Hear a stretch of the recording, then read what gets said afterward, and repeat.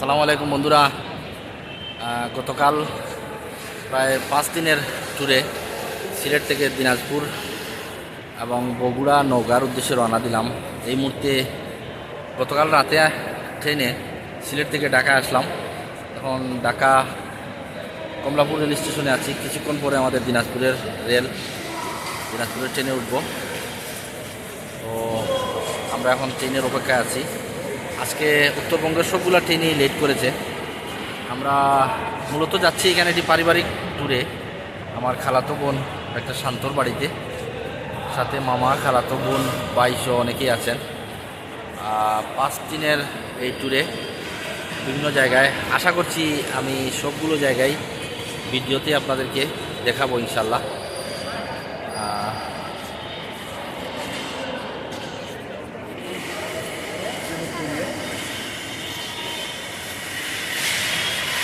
নাইম,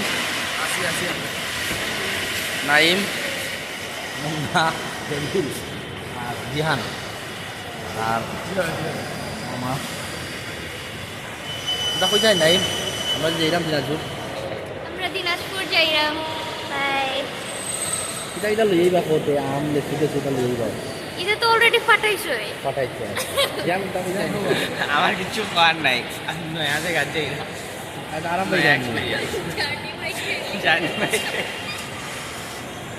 আচ্ছা ইনশাল্লাহ।